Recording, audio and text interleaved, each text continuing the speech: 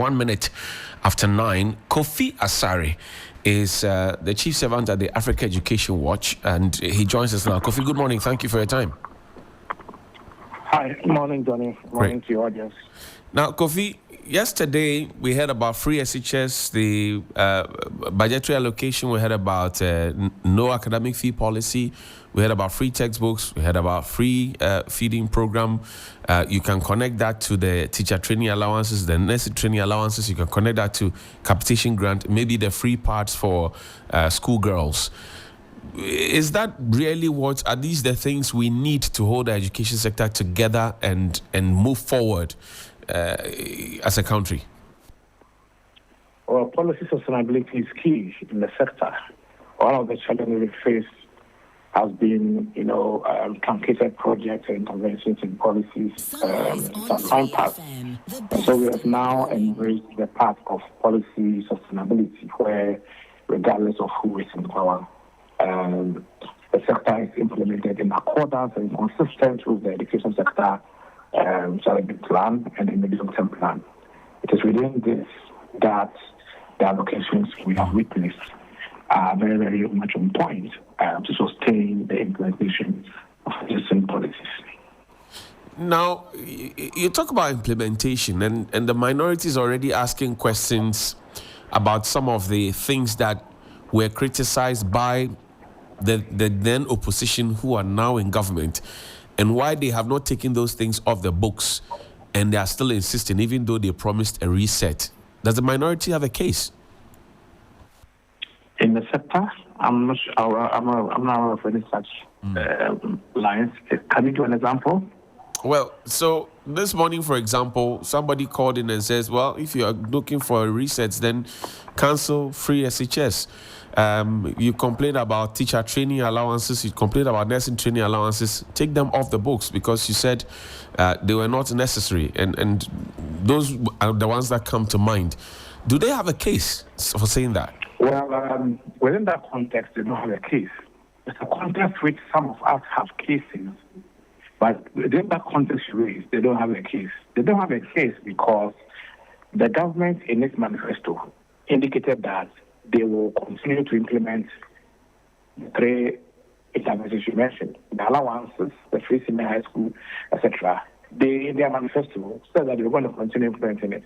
And based on that, Ghanaians voted for them. It was in that context that they don't have a case.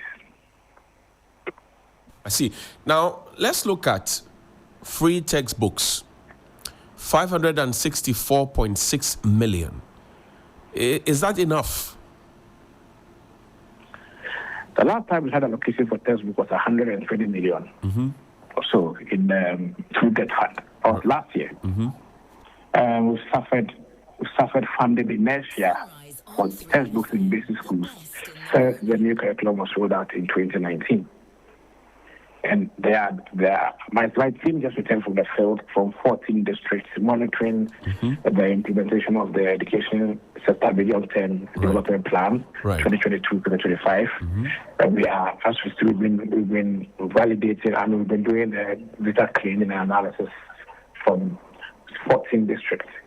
There are districts in Ghana where they do not have a single textbook in a particular subject, the whole district. So, and this is 7 years after rolling out the new curriculum. That tells you how badly we did 500 plus million is to provide textbooks for underserved schools. It is a critical deficit that requires fixing, and so it is very, very much needed. School feeding program, 1.788 billion. But we have been seeing the food that the children have been eating over the last few years. And then also you have the political hands in the dark trying to shake hands with you, and you're not sure if it's monkey hand or human hand that's shaking hands with you in terms of caterers. And then you also have headmasters and headmistresses who want to get into the fray. Now, they're going to be giving these monies to do the school feeding program. How should we proceed? Well, the school feeding program allocation is welcome, 30% increase, 2 CDs for food, an increase from the current 1.2, 1.5. There are two different versions of data available. But 2 cities now. We were expecting 3 cities in line with the free senior high school lunch budget, but we didn't get that. We continue pushing. Maybe at mid-year, we hope that supplementary allocation will be made. But the school feeding issue goes beyond just increasing budget. We have to restructure the school feeding program, and we have demanded from government the decentralization of the program to the district assemblies, and the central government and agencies providing regulatory and quality assurance support. That's how school feeding programs have survived in South America and in Africa. And that's how it will survive in Ghana. Centralized school feeding will not produce any results. The second is that we should decouple party politics from the management of the program. The program, as it stands, is a reward for party apparatives and event organizers and all that. And that is the extent to which you can reward the program if it becomes a political reward. Right. So we must approach the program as a community-led program, okay, supported by central government financing, and then in the medium to long term, transition towards local government ownership and funding, with central government coming in to leverage and provide for local government with lower income generating capacities to ensure that there is equity.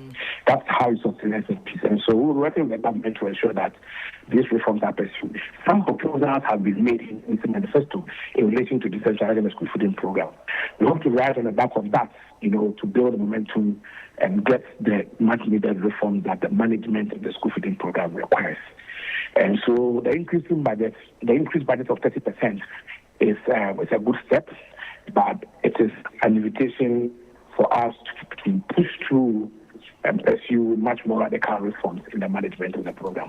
Kofi, my final question to you is that you have been advocating that the GET Fund should not be capped. Now, it has been announced and given parliamentary approval that will not happen again in the future. Are you happy now? Yes, we are happy that after 6 years of active campaigning and demonstrating and agitating and advocating the uncapping of GET Fund, we have finally found the pleasure of the government of Ghana to uncap the GET Fund.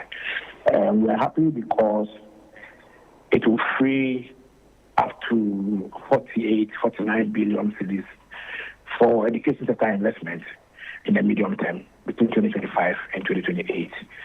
We are happy because it comes at a time where the ever-widening infrastructure gap in basic education. About $3 billion is required to provide infrastructure requisites for attaining the SDG 4 by 2030 in basic education alone.